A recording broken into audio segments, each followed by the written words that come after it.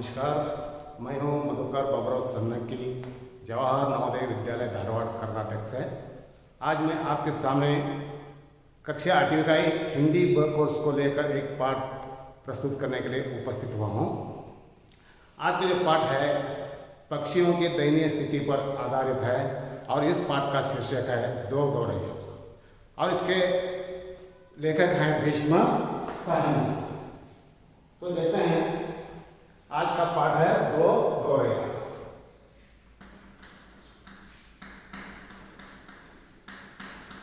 गौरैया लेखक हैं भीष्म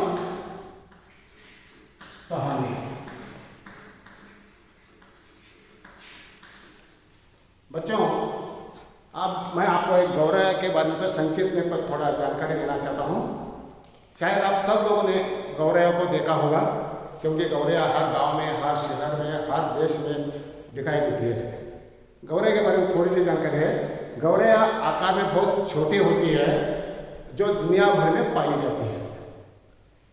गौरैया एक सहचर, एक सर्वहारी पक्षी है। गौरैया एक सर्वहारी, वो मांसाहारी भी है और शाकाहारी भी है।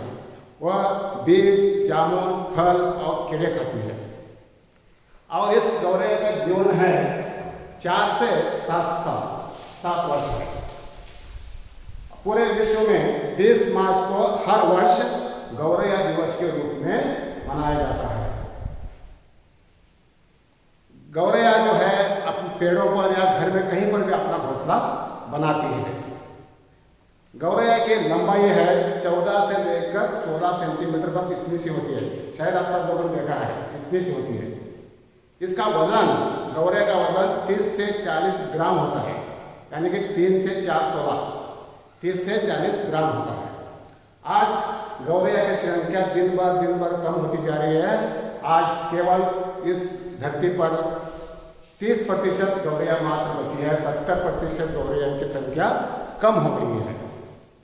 इसका मूल कारण ये क्या है कि इसका मूल कारण है आज पेड़ों को हम काट रहे हैं, पेड़ों की वजह से और मोबाइल टावरों की वजह से, जिसका तरंग जो तेजी से आते हैं और चिड़ियों पर असर करते हैं। ये हुई गौरैया की सामान्य जानकारी। आप देखते हैं लेखक भीष्म साहनी जी ने गौरैया के बारे में क्या लिखा है, इस कहानी वो क्या कहना चाहते हैं, क्या संदेश देते हैं, आप देखते हैं। घर में हम 3 ही व्यक्ति रहते हैं।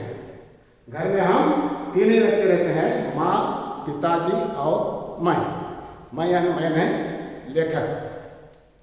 पिताजी कहते हैं कि यह घर सराय बना हुआ है। यह घर सराय बना हुआ है, सराय बना हुआ है। हम तो जैसे यहाँ मेहमान हैं, घर के मालिक तो कोई दूसरे हैं। लेखक अपने घर को सराय क्यों कहा है?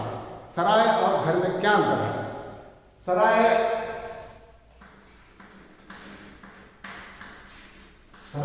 और घर में क्या अंतर है? सराय जो है, इसे हम मुसाफिर खाना भी कहते हैं, यात्री निवास कह सकते हैं या गेस्ट हाउस कह सकते हैं। जो यात्री कुछ क्षण के लिए आते हैं, रुकते हैं, आराम करते हैं, वो चले जाते हैं, उसे हम सराय कहते हैं। लेकिन घर में जो है पूरा परिवार, माँ, पिताजी, भाई बहन सब एक साथ मिलजुल कर स्थायी रूप से रहते हैं, स्थायी रूप से यहाँ रहते हैं। ये सराय और घर में अंतर है। इसलिए कवि कहते हैं कि हमारे लेखक कहते हैं कि हमारा घर सराय बना हुआ है और हम यहाँ के मेहमान हैं। ऐसा क्यों कहा लेखक ने? देखिए, अब घर के बाहर की स्थिति क्या है लेखक के? आंगन में आम का पेड़ है, आंगन में आम का पेड़ है। आम, इसका बहुवचन क्या है?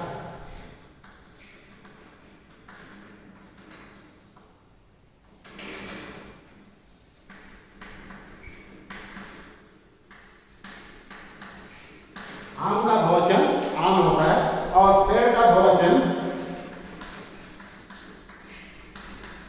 पेड़ ही होता है। इसमें कोई बदलाव या परिवर्तन नहीं होता है। अगर हम इसको वाक्य में कहेंगे तो पेड़ों या आमों, आम का बहुवचन आम ही होता है। ओके, इसके बाद क्या होता है? देखिए, आम का पेड़ है, तरह तरह के पक्षी उस पर डेरा डाले रहते हैं। उस पेड़ पर डेरा डाले रहते हैं। डेरा यानी कि पड़ा,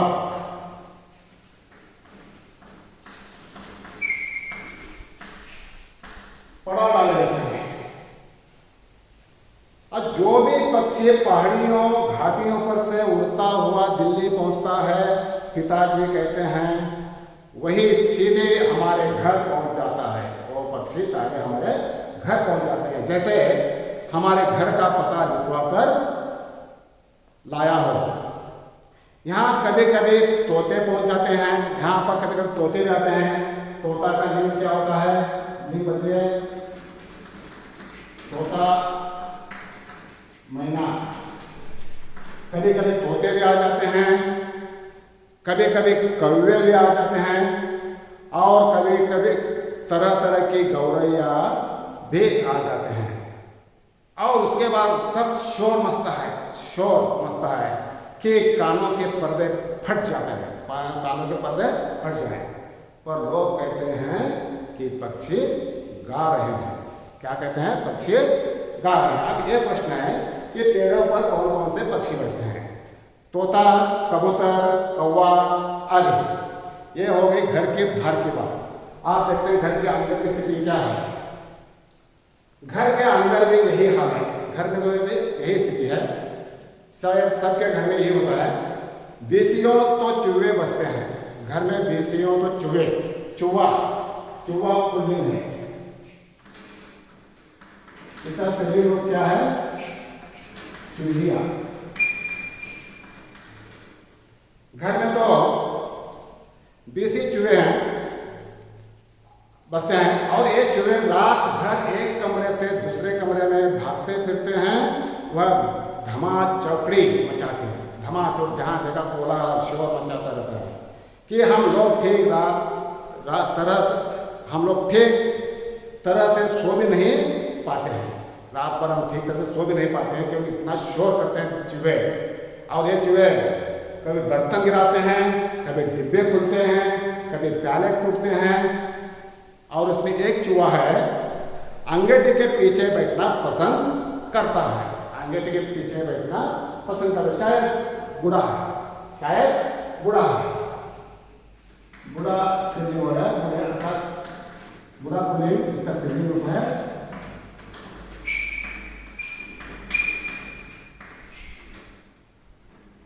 बुढ़िया, बूढ़ा का स्त्रीलिंग रूप है बुढ़िया। एक चूहा है वो अंगेठी के पास बैठना पसंद करता है। अंगेठी यानी कि आग रखने का बर्तन, आग रखने का बर्तन, वो अंगेठी के पास बैठना पसंद करता है।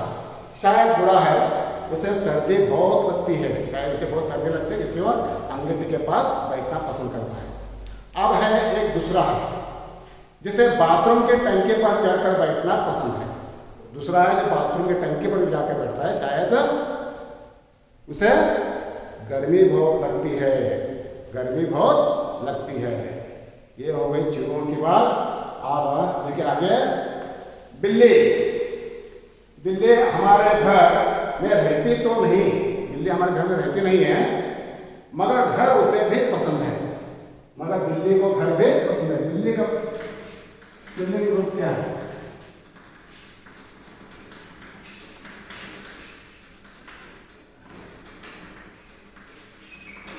बिल्ला। बिल्ली का स्त्रीलिंग रूप है बिल्ला। तो बिल्ली हमारे घर में रहती तो नहीं है, मगर उसे भी हमारा घर पसंद है। और वह कभी कभी झांक जाती है घर में, आकर झांक कर रहती है, और मन आया तो अंदर आकर दूध पी गई। कभी मन आया तो अंदर आती है, दूध पीती है, न मन आया तो बाहर से ही फिर आऊंगी कहकर चली जाती है, फिर आऊंगी कहकर चली जाती है। ये हुई बिल्ली की बात। उसके बाद शाम पड़ते ही 2-3 चमगादड़ जो पेड़ों को उल्टे लटके रहते हैं, चमगादड़ कमरों के आर पार फैलाए कसरत करने लगते हैं। पैरा तो चमगादड़ पूरे घर में पैर फैलाए कसरत करने लगते हैं। कसरत यानी व्यायाम, कसरत व्यायाम करने लगते हैं। घर में इतने पर नहीं हुआ, आगे आगे देखिए, घर में कबूतर भी हैं, घर में कबूतर भी हैं। दिन भर गुटरू का संगीत सुनाई देता रहता है, दिन भर गुटरू की आवाज़ आती रहती है। इतने पर ही बस नहीं, घर में छिपकलियाँ भी हैं और बड़े में हैं। घर में सारे दीवारों पर छिपकलियाँ उड़ती रहती है, जगह जगह बड़े हैं। और चींटियों की तो जैसे फौज की छावनी डाले हुए हैं। चींटियाँ ऐसे हैं कि जैसे सैनिकों की तरह छावनी डालकर, पड़ाव डालकर बैठे हुए हैं, छावनी शिविर लगाकर बैठे हुए हैं, छावनी शिविर।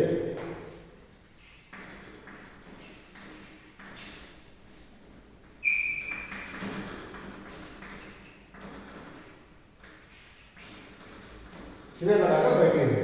ये है घर के अंदर की बात। घर के बाहर क्या है, पेड़ है, पेड़ पर पत्थर के पक्षियाँ हैं। और घर के अंदर जो है कभी कभी चूहे आते हैं, कभी कभी बिल्ली आती है, कभी कभी चमगादड़ आते हैं और छिपकली आती हैं, कबूतर हैं। ये सब घर के अंदर शोर होता रहता है। अब आई गौरैया की बात। देखिए गौरैया के बारे में अब शुरू होती गौरैया की कहानी। अब एक दिन दो गौरैया सीधे अंदर घुस आई, घर के अंदर सीधे घुस आई और बिना पूछे उड़ उड़कर मकान देखने लगी। वो चिड़िया पूरे मकान को देखने लगी। पिताजी कहने लगे कि मकान का निरीक्षण कर रही है। निरीक्षण यानी जांच कर रही है। पिताजी कहते हैं ये हमारे घर की जांच कर रहे हैं कि उनके रहने योग्य है या नहीं, हमारा घर उनके रहने के योग्य है या नहीं, इसके लिए वो जांच कर रही है। कभी वे किसी रोशनदान पर जा बैठती है, वो चिड़िया जाती है, कभी रोशनदान पर जाकर बैठती है जहाँ से रोशनी आती है, तो कभी खिड़की पर, कभी खिड़कियों पर जाकर बैठती है। फिर जैसे आई थी वैसे ही उड़ भी जाती है, जैसे आई थी वैसे ही उड़ भी जाती है। उड़ गई। पर 2 दिन बाद हमने क्या देखा कि बैठक के छत में हॉल में लगे पंखे के गोले में उन्होंने अपना बिछावन बिछा लिया, अपना बिस्तर वहां पर लगा लिया था। पंखे के गोल के ऊपर, सीलिंग पंखे के ऊपर बिछावन बिछा लिया है और सामान भी ले आई है। गौरैया सामान भी लेकर आई है और मजे से दोनों बैठी गाना गा रही है। दोनों गौरैया पंखे के गोले में बैठकर गाना गा रही है। उन्हें घर पसंद आ गया था, हमारा घर उन्हें पसंद आ गया था। जाहिर है कि उनको हमारा घर पसंद आ गया था। माँ और पिताजी दोनों सोफे पर बैठे उनकी ओर देखे जा रहे थे। दोनों पक्षी को देख रहे, गौरैया को देख रहे हैं। थोड़ी देर बाद माँ सिर हिलाकर बोली, आप तो ये नहीं उड़ेगी, ये गौरैया आप तो यहाँ से नहीं उड़ेगी। पहले इन्हें उड़ा देते तो उड़ जाते, पहले उड़ा देते तो उड़ जाते। आप तो इन्होंने यहाँ घोंसला बना दिया है, इन्होंने अपना पंखे के ऊपर घोंसला बना दिया है। माँ की बात सुनकर इस पर पिताजी को गुस्सा गया। वह उठ खड़े हुए और बोले, देखता हूँ ये कैसे यहाँ रहती है, ये गौरैया यहाँ कैसे रहती है, मैं देखता हूँ। गौरैया मेरे आगे क्या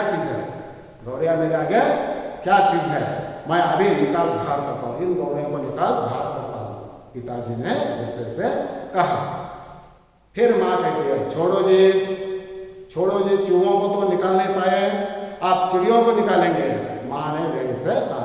हमेशा माँ पिताजी का मजाक उड़ाते थे, उनको पर व्यंग करते रहते।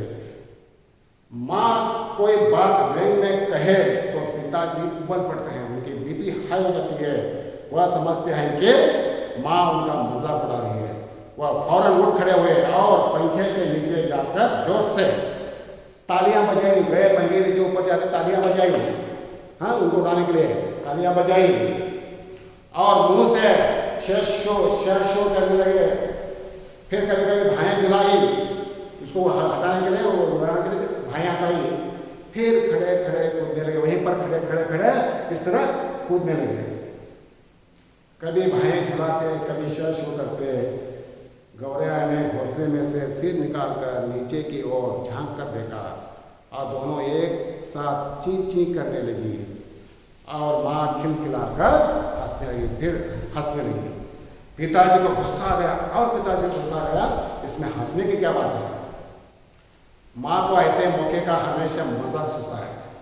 हंस कर बोले, चिड़िया एक दूसरे से पूछ रही है कि यह आदमी कौन है, ऐसा नाच क्यों रहा है, यहाँ पर ऐसा क्यों नाच रहा है। तभी पिताजी को और भी ज्यादा गुस्सा आया और हम पहले से भी ज्यादा ऊंचा पड़ गए, फिर जोर जोर से कूदने लगे ऊपर। गौरैया घोंसले में से निकलकर दूसरे पंखे के टहने पर जा बैठी। एक पंखे से निकलकर दूसरे पंखे के टहने पर जाकर बैठी। उन्हें पिताजी का नाचना जैसे बहुत पसंद आ रहा था। शायद गौरैया को पिताजी का नाचना बहुत पसंद आ रहा था। माँ फिर हंसने लगे, ये निकलेंगे नहीं जी, अब इन्होंने अंडे दे दिए होंगे, अब ये गौरैया अंडे दे दिए होंगे, निकलेंगे कैसे नहीं। पिताजी बोले, बाहर से लाठी उठा लाए। इसी बीच गौरैया फिर घोंसले में जा बैठी थी। वो लाठी लाने से पहले गौरैया घोंसले के अंदर जाकर बैठी थी। उन्होंने लाठी ऊंची उठाकर पंखे के गोले को ठुकरा, लाठी उठाकर पंखे को गोले को थोड़ा उसको हिला दिया। चिंची करते गौरैया उड़कर पर्दे के डंडे पर जा बैठे। वहां से गौरैया उड़कर पर्दे के डंडे के ऊपर बैठ गई। इतनी तकलीफ करने की क्या जरूरत थी, पंखा चला देते तो उड़ जाती, अपने आप उड़ जाती। माँ ने हंसकर कहा। पिताजी लाठी उठाए, पर्दे के डंडे की ओर लपके, फिर लाठी लेकर पर्दे के पास, गौरैया के पास लेकर लपके। एक गौरैया उड़कर किचन के दरवाजे पर जा बैठी। दूसरे सीढ़ियों वाले दरवाजे पर, एक दूसरी है जो सीढ़ियों वाले दरवाजे पर जा बैठी, एक किचन के दरवाजे पर जा बैठी। माँ फिर हंसती, तुम तो बड़े समझदार हो जी, सभी दरवाजे खुले हैं और तुम गौरैया को बाहर निकल रहे हो। एक दरवाजा खुला छोड़ो, बाकी दरवाजे बंद कर दो, तभी ये निकलेंगे। आप पिताजी ने मुझे झिड़क कर कहा, तो खड़ा क्या देख रहा है, जा दोनों दरवाजे बंद कर दो। तो पिताजी ने लेकर से कहा, तो खड़ा क्या देख रहा है, जा दरवाजे बंद कर दो। मैंने भाग कर दोनों दरवाजे बंद कर दिए, केवल किचन वाला दरवाजा खुला था। पिताजी ने फिर लाठी उठाई, फिर पिताजी ने लाठी उठाई और गौरैया पर हमला बोल दिया, उस पर फिर जाकर गौरैया पर अटैक कर दिया। एक बार तो झूलती लाठी से हिलाते समय लाठी माँ के सिर पर लगते लगते बची। फिर चीं चीं करते चिड़िया कभी एक जगह तो कभी दूसरी जगह जा बैठी। आखिर दोनों किचन की ओर खुलने वाले दरवाजे से बाहर निकल गई। माँ तालियां बजाने लगी। पिताजी ने लाठी दीवार के साथ टिकाकर रख दी और छाती फैलाए कुर्सी पर आ गए। दोनों चिड़िया किचन के दरवाजे बाहर चले गए। फिर पिताजी ने लाठी जगह रख दी, ऐसे आकर बैठे कि मैंने बहुत बड़ा शिकार मार दिया, बहुत बड़ा मैंने काम किया, इस तरह छाती फैलाकर बैठ गए। आज दरवाजे बंद रखो, पिताजी कहते हैं आज दरवाजे बंद रखो। उन्होंने हुक्म दिया, हुक्म मैंने आदेश दिया, हुक्म।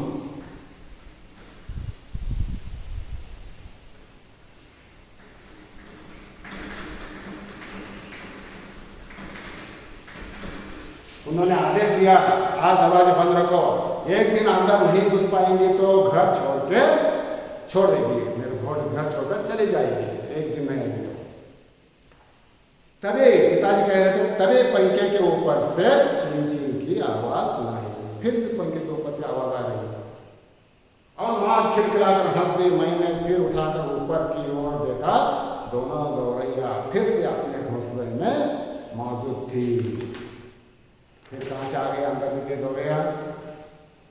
दरवाजे के नीचे से आ गई है माँ बोली, दरवाजे के नीचे से आ गई है। मैंने दरवाजे के नीचे देखा, सचमुच दरवाजे के नीचे थोड़ी थोड़ी जगह खाली थी, थोड़ी दरवाजे के नीचे जगह खाली थी, यहाँ से गौरैया अंदर आ गई। पिताजी को फिर गुस्सा आ गया।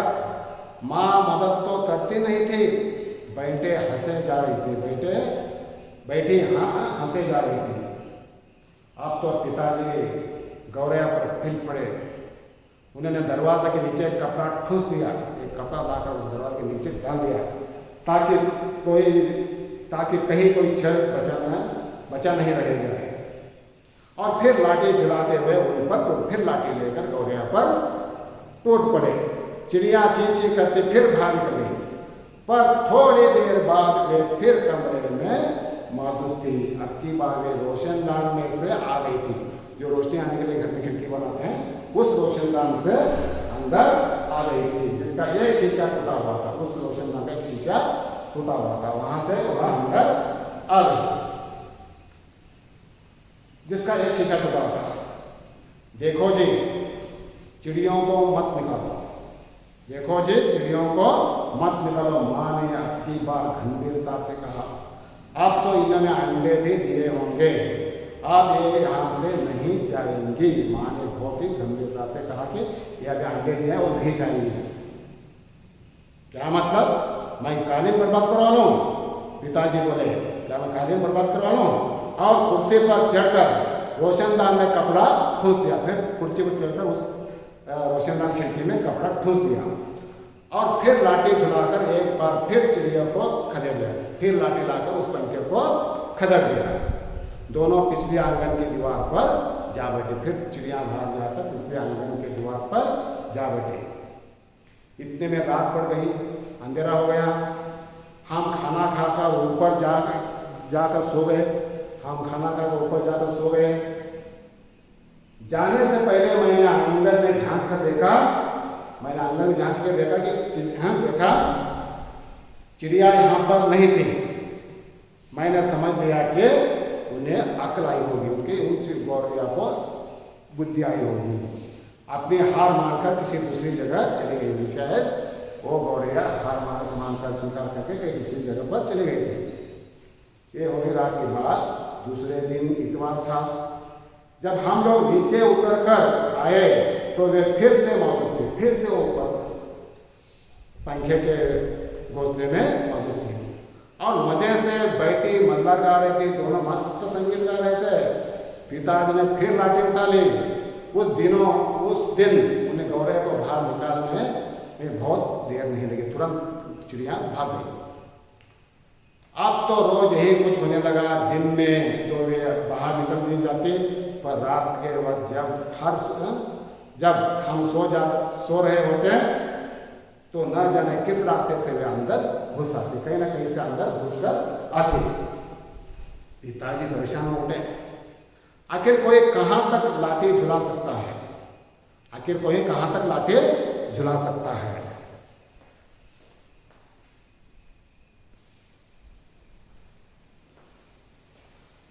तो पिताजी परेशान हो उठे। आखिर कोई कहां तक लाठी झुला सकता है? पिताजी बार बार कहे, मैं हार मानने वाला आदमी नहीं हूं। आदमी बोले, आदमी का शरीर क्या है? औरत। आदमी औरत। मैं हार मानने वाला आदमी नहीं हूं। मैंने पिताजी। पर आखिर वह भी तंग आ गए थे। आखिर जब उनकी सहनशीलता चुक गई तो वह कहने लगे कि गौरैया का घोंसला नोच कर निकाल दूंगा। मैं गौरैया के घोंसले पर नोच कर निकाल दूंगा। और वह फौरन ही हार से एक स्टूल था, तुरंत गए और स्टूल लाकर ले आए। घोंसला तोड़ना कठिन काम नहीं था। उन्होंने पंखे के नीचे फर्श पर स्टूल रखा, पंखे के नीचे एक स्टूल रखा और लाठी लेकर स्टूल पर चढ़ गए। हाथ में लाठी लेकर स्टूल पर चढ़ गए। किसी को सचमुच बाहर निकालना हो तो उसका घर तोड़ देना चाहिए। उन्होंने गुस्से से कहा, पिताजी गुस्से में कहा कि अगर सचमुच किसी को बाहर निकालना है तो उसका घर तोड़ देना चाहिए। ये बात सही है क्या? नहीं, गलत है। बिल्कुल नहीं, हम किसी को घर से बाहर नहीं निकालना चाहिए, क्योंकि पूरे घर में उनका परिवार रहता है। किसी को भी बाहर नहीं निकालना चाहिए।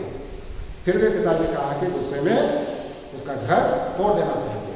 उन्होंने गुस्से में से कहा। घोंसले में से अनेक तिनके बाहर की ओर लटक रहे थे। बहुत सारे तिनके पंखे के नीचे लटक रहे थे। गौरैया ने सजावट के लिए मानो, वो तिनके कैसे लग रहे थे?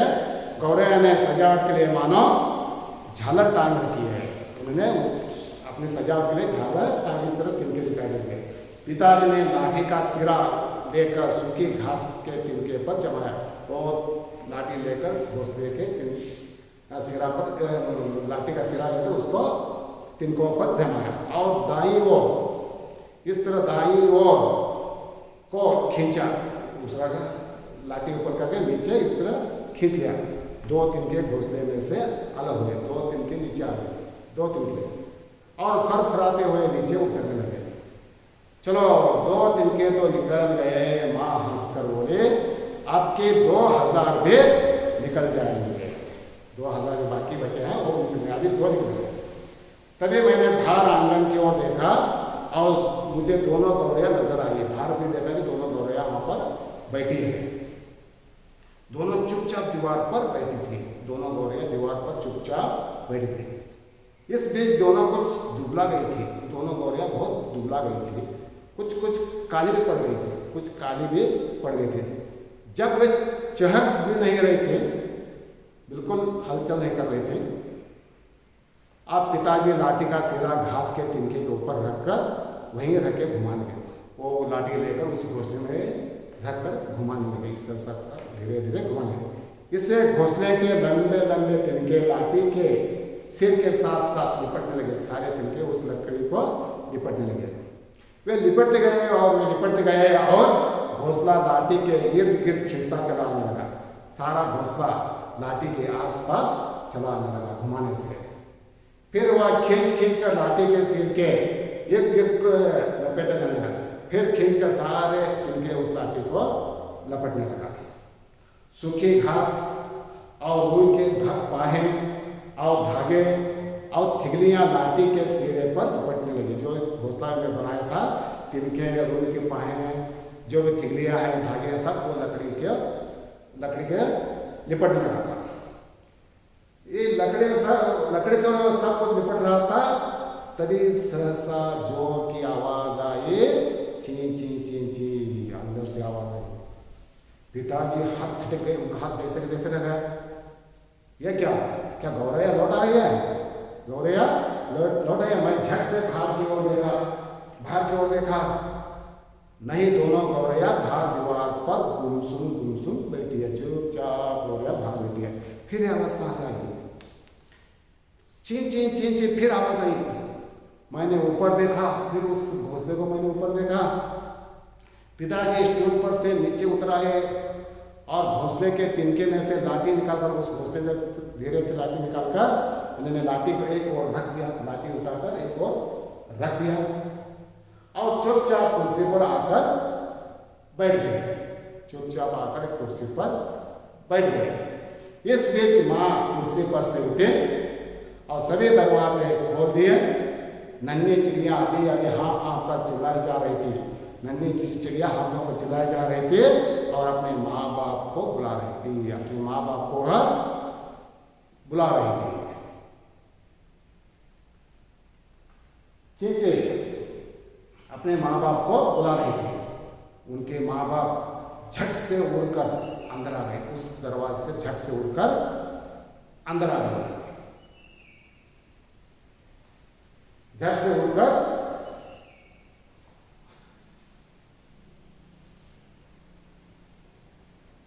चिड़िया अभी हाँ पे झट से उड़कर अपने माँ बाप को बुला रही थी।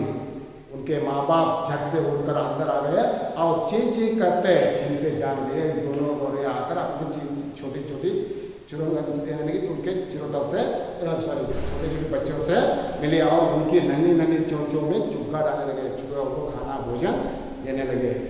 माँ, पिताजी और मैं उनकी ओर देखते रहे। हम सब उसको ही देख रहे थे। कमरे में फिर से शोर होने लगा। फिर कमरे में आवाज आने लगी, शोर होने लगा, हल्ला बल्ला होने लगा।